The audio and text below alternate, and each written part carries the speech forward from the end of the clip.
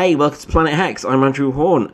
I've been playing Legends of Runeterra, as you saw in the last video where I was getting back into playing it after a little break away, and I needed that break to kind of reassess how I approached the game. I didn't really think I really knew what I was doing the first time around when I was playing it.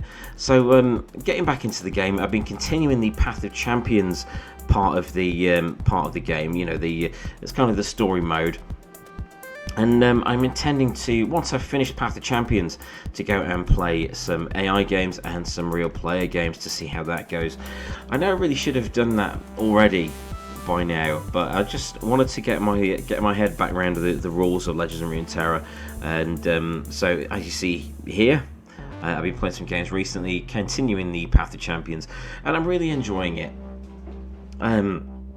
I got back into using Magic the Gathering Arena again recently, and I must say that Legends of Runeterra is far less frustrating than Arena at the moment. The meta of Arena at the moment is all over the place, so you just kind of feel like you're just up against deck after deck that's just overpowered.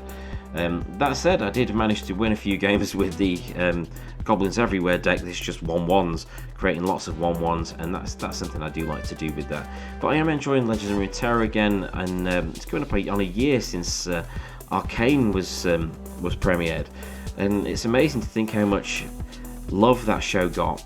Of course, Arcane is the League of Legends animated series, and of course Legends of Runeterra is connected to League of Legends. So it's interesting to see that the player base for Legends of Runeterra, and indeed League of Legends, has gone up so much since that show, because it's really highlighted this really interesting, rich universe that was very different to a lot of other stuff that was available. So regarding the rules, I am getting more used to things like elusive units and the way that whole mechanic works. Sorry, I do have a really bad cold at the moment, which is why there haven't been any videos for a week or so. I've been trying to get rid of this so I can speak properly, and it's just not going yet, so that's annoying. But yeah, I've been enjoying the I got a win there.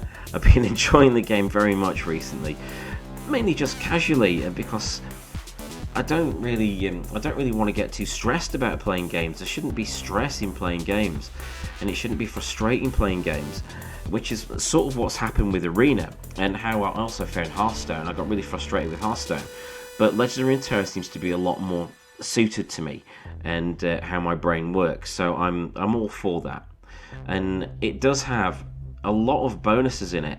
When you win games, you do get a lot of gold, a lot of cards and things like that, and there's a lot of customization that you can enjoy with the game. So I still need to have a go at building a deck. I've not built a deck yet. I've been using the starter decks while I've been playing Legends of Runeterra this time round.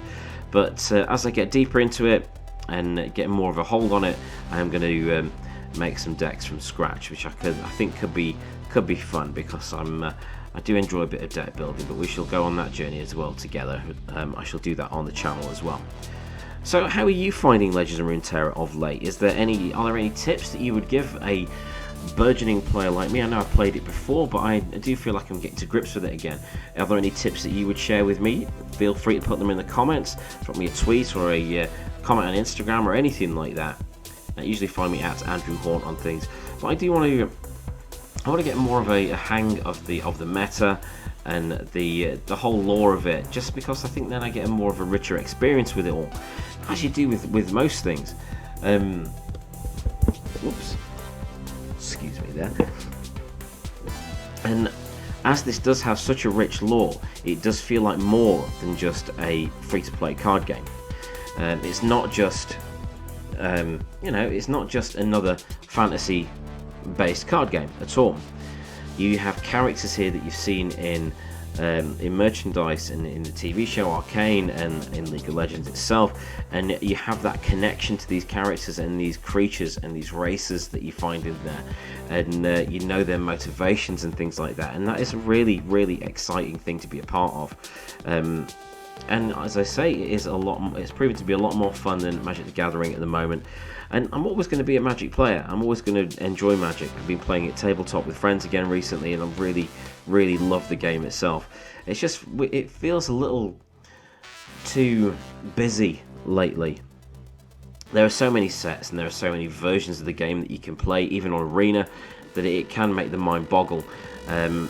I mean, granted, on Legends of Runeterra, you've got AI games, you've got PvP games, you've got the story mode like Path of Champions and things like that, and it's just, but it doesn't feel overwhelming. It doesn't feel overwhelming with like 30 years of lore and gameplay and different mechanics being a part of it.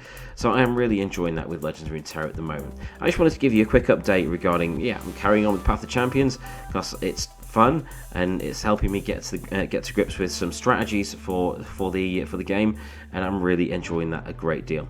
So stick with me, there will be another gameplay video for Legends of Runeterra very soon. I'm Andrew Hawnt, thanks for watching.